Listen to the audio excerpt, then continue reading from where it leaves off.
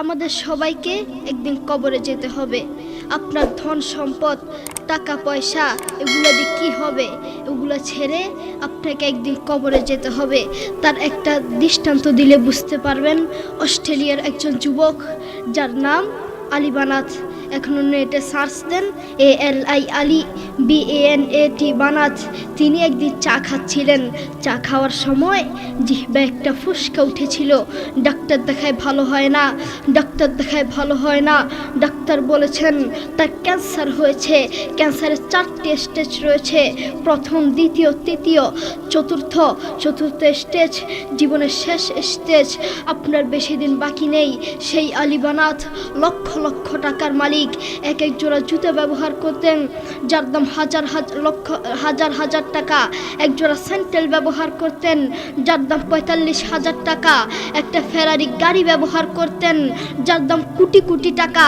সেই আলী বানাত এই মাটির নিচে চলে গিয়েছেন। তিনি মারা যাওয়ার আগে মহিলার মতো হাউমাউ করে কাঁদতে কাঁদতে মারা যাননি। তিনি মারা যাওয়ার আগে কোরআন তেলাওয়াত করতে করতে দুনিয়া থেকে বিদায় হয়েছে। আল্লাহু আকবার। সেই আলী বানাত মাটির নিচে চলে গিয়েছেন। তেমনিভাবে আমাদেরকে এই মাটির নিচে যেতে হবে। আজকের এই মাহফিল আপনার জীবনের শেষ মাহফিল হতে পারে। আজকের এই মাহফিল আমার জীবনের শেষ মাহফিল হতে পারে। আজকের এই মাহফিল বক্তাদের জীবনের শেষ মাহফিল হতে পারে। আজকের এই মাহফিল আমার বাবা মুফতি মোহাম্মদ আলীর জীবনের শেষ মাহফিল হতে পারে। আপনি আজকে মাহফিল করেছেন, আগামী বছরে মাহফিল করবেন তার কোনো গ্যারান্টি নেই। হয়তো মাইক থাকবে, হয়তো মাহফিলের প্যান্ডেল থাকবে, হয়তো আপনি থাকবেন না, আপনার খোঁজ পাওয়া যাবে না, ঠিক কি না? যুবক, তোমাকেই বলছি, তুমি অনেক মানুষকে দেখেছ গাড়ি অ্যাক্সিডেন্ট করেছে, গোস্ত কেটে কেটে গাড়ি থেকে বের করছে, আর তুমি তা দেখে হাসছো। সেই জায়গায় তুমিও হতে পারতে, তোমাকেও এভাবে গোস্ত কেটে কেটে বের করতো। আপনারা অনেকেই জানেন তুরস্কের ভূমিকম্প হয়েছে। মাত্র 40 সেকেন্ডের একটি ভূমিকম্প, মাত্র 40 সেকেন্ডের একটি ভূমিকম্পে হাজার হাজার মানুষকে মেরে ফেলেছে। 40 সেকেন্ডের একটি ভূমিকম্পে হাজার হাজার মানুষ মারা গিয়েছে। সেই জায়গায় যদি তুমি হতে তখন কি করতে? যুবক, তুমি বড়ই গুনাহগার, তুমি আল্লাহর কোরআনকে লাথি মেরে, আল্লাহর কোরআনকে অসম্মানী করে কবরে যাবে, শান্তি পাবে না। তুমি জানো কোরআন কি জিনিস? এই সারা দুনিয়ার মধ্যে যদি শান্তি পেতে চাও, কোরআন ছাড়া কোনো বিকল্প রাস্তা নেই, ঠিক কি না? যুবক, তুমি সারাদিন মোবাইল, ইউটিউব, ফেসবুক, দুনিয়ার সব দেখতে পারো, কিন্তু আল্লাহর কোরআনটা দেখতে পারো না। আমি যদি তোমাকে প্রশ্ন করি, আজ সারাদিন কয়বার ইউটিউব দেখেছ? তুমি বলবে কয়েক হাজার বার। আমি যদি তোমাকে প্রশ্ন করি, আজ সারাদিন কয়বার ফেসবুক দেখেছ? তুমি বলবে কয়েকশো বার। কারো কারো জীবনে আছে মাস গিয়েছে, মাসের পর মাস গিয়েছে, কিন্তু আল্লাহর কোরআনটা একবার ধরার তার সুযোগ হয় না। কারো কারো জীবনে আছে বছরের পর বছর গিয়েছে, কিন্তু আল্লাহর কোরআনটা দেখার তার সুযোগ হয় না। তার মতো নাফরমান এই বাংলার জমিনে আরেকটাও হতে পারে না, ঠিক কি না? যুবক, তুমি বড়ই গুনাহগার। ও বন্ধু, এই সারা দুনিয়াটাই স্বার্থ, এই সারা দুনিয়াটাই ধোঁকা। যেই আল্লাহ তাকে এত আদর যত্ন করে বাঁচিয়ে রেখেছেন, যেই আল্লাহ তাকে 2টো চোখ দিয়েছেন, কত মানুষকে এই 2টো চোখ দেয় নাই। সেই আল্লাহর দেয়া চোখ দিয়ে আল্লাহর কোরআনটা দেখতে পারে না। তুমি জানো কোরআন কি জিনিস? একবার মোবাইলটা নিয়ে কানের সামনে ধরে দেখো না, ধরে দেখো কত মধুর সুর। তার একটা দৃষ্টান্ত দিলে হয়তো আপনারা বুঝতে পারবেন। আমেরিকার কয়েকজন মুসলমান যুবক এক খ্রিস্টানকে গিয়ে বলছে, গিভ মি 2 minutes স্যার, আমাকে 2টা মিনিট সময় দেন। খ্রিস্টান বলছে, no time, I am busy, আমার সময় নেই, আমি ব্যস্ত। যুবক বলছে, গিভ মি 1 minute স্যার, আমাকে 1টা মিনিট সময় দেন স্যার। খ্রিস্টান বলছে, আচ্ছা ঠিক আছে। যুবক তার কানে হেডফোন লাগিয়ে কাবা শরীফের ইমামের তেলাওয়াত লাগিয়ে দিয়েছেন। যে খ্রিস্টান বলেছেন 1 মিনিটের বেশি সময় নেই, যে খ্রিস্টান 1 মিনিটের সময় নিয়ে কানে হেডফোন লাগিয়ে রাস্তার উপরে দাঁড়িয়ে পাক্কা আধা ঘন্টা আল্লাহর কোরআনের তেলাওয়াত শুনেছে। আল্লাহু আকবার। দেখেছো কত মধুর সুর। সেই কোরআনকে তুমি লাথি মারছ, অসম্মানী করছো। আল্লাহ তাআলা কোরআনে বলেন, ওয়ামাল হায়াতুদ দুনিয়া ইল্লা মাতাউল গুরুর। এই সারা দুনিয়াটাই স্বার্থ, এই সারা দুনিয়াটাই ধোঁকা, সারা পৃথিবীটাই ধোঁকা। বউ বলেন, সন্তান বলেন, যতদিন ক্যারিয়ার আছে ততদিন বউয়ের ভালোবাসা, যতদিন ক্যারিয়ার আছে ততদিন সন্তানের ভালোবাসা, যতদিন ক্যারিয়ার আছে ততদিন শ্বশুর শাশুড়ির ভালোবাসা। আর ক্যারিয়ার ধ্বংস, কাছের বন্ধু শত্রু হয়ে যাবে, ঠিক কিনা? তাদের মধ্যে কোরআনের কোনো শিক্ষা নেই, তাদের মধ্যে আছে স্বার্থ আর স্বার্থ, তাদের মধ্যে শুধু স্বার্থ আর স্বার্থ। এই সমাজের কিছু অমুসলিমরাই কোরআনের বিরুদ্ধে লাগে, এই সমাজের কিছু অমুসলিমের বাচ্চারাই, নাস্তিকরাই কোরআনকে লাথি মারে, ঠিক কিনা? অমুসলিমরাই কোরআনকে লাথি মারে।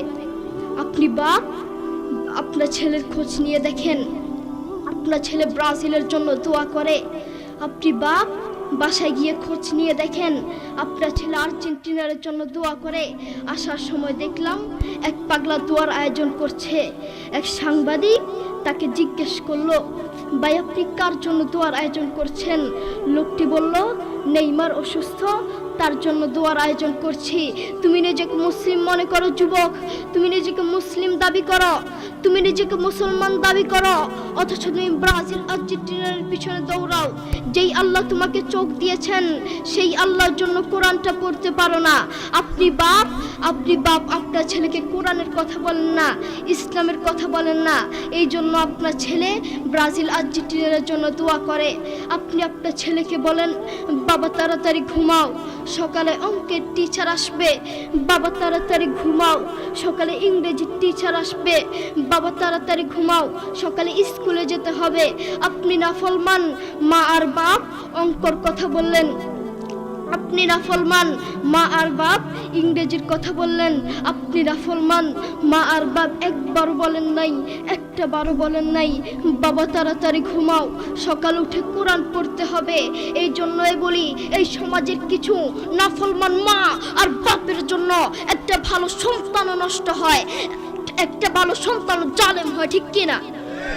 আপনি বাপ, আপনার ছেলেকে বলছেন, বাবা বলো তো দেখি সরেওতে অজগরটি আসছে তেরে।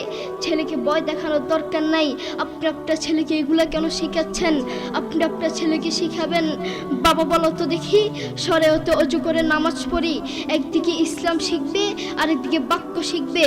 আপনি আপনার ছেলেকে কিছু কবিতা শিখাচ্ছেন, বাবা বলো তো দেখি ওই দেখা যায় তাল গাছ, ওই আমাদের গা, ওইখানেতে বাস করে কানা বগিচা।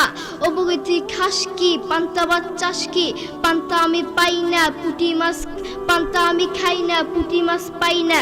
একটা যদি পাই ধরে গাবুস গুবুস খাই, গাবুস গুবুস খাওয়া লাগবে না। আপনি বলেন আপনার ছেলে এটা থেকে কি শিখলো? আপনি আপনার ছেলেকে এগুলা কেন শিখাচ্ছেন? আপনি আপনার ছেলেকে বলবেন, বাবা বলো তো দেখি ওই দেখা যায় কবর, ওই আমাদের ঘর, ওইখানেতে থাকতে হবে অনেকটা বছর। ও কবর তুই চাস কি, নেককার লোক পাস কি, নেককার লোক পাই না। একটা যদি পাই ধরে জান্নাতে ঢুকে, ঠিক কিনা? আপনি আপনার ছেলেকে এগুলা শিখাবেন, তাহলে আপনার ছেলে যোগ্য আলেম হতে পারবে। আপনি আপনার ছেলেকে একদিকে অঙ্ক শিখাচ্ছেন, আরেকদিকে সুদ শিখাচ্ছেন। আপনি আপনার ছেলেকে বলছেন, বাবা বলো তো দেখি 100 টাকায় যদি 2.5 টাকা সুদ আসে, 10 লক্ষ টাকায় কত টাকা সুদ আসবে? মুসলমানের বাচ্চা সুদের অঙ্ক কেন শিখবে? আপনি আপনার ছেলেকে সুদের অঙ্ক কেন শিখাচ্ছেন? আপনি আপনার ছেলেকে শিখাবেন, বাবা বলো তো দেখি 100 টাকায় যদি 2.5 টাকা সুদ আসে, 10 লক্ষ টাকায় 100 টাকায় যদি 2.5 টাকা জাকাত আসে, 10 লক্ষ টাকায় কত টাকা জাকাত আসবে? আপনি আপনার ছেলেকে এগুলো শিখাবেন। একদিকে ইসলাম শিখবে, আরেকদিকে জাকাত শিখবে। মুসলমানের বাচ্চা সুদের অঙ্ক কেন শিখবে? মুসলমানের বাচ্চা অঙ্ক শিখবে তো ইসলামিক পদ্ধতিতে শিখবে। কোরআনের কথা বলতে যদি নিজের জীবন দিতে হয়, জীবন দিতে রাজি। ইসলামের কথা বলতে যদি নিজের জীবন দিতে হয়, জীবন দিতে রাজি। হকের কথা বলতে যদি জীবন দিতে হয়, জীবন দিতে রাজি। কিন্তু ঈমান হারাতে রাজি নাই, ঠিক কিনা? আমাদের ভিতরে ঈমান থাকা দরকার। আমাদের ভিতরে যদি ঈমান থাকে আমরা কবরে শান্তিতে থাকতে পারবো।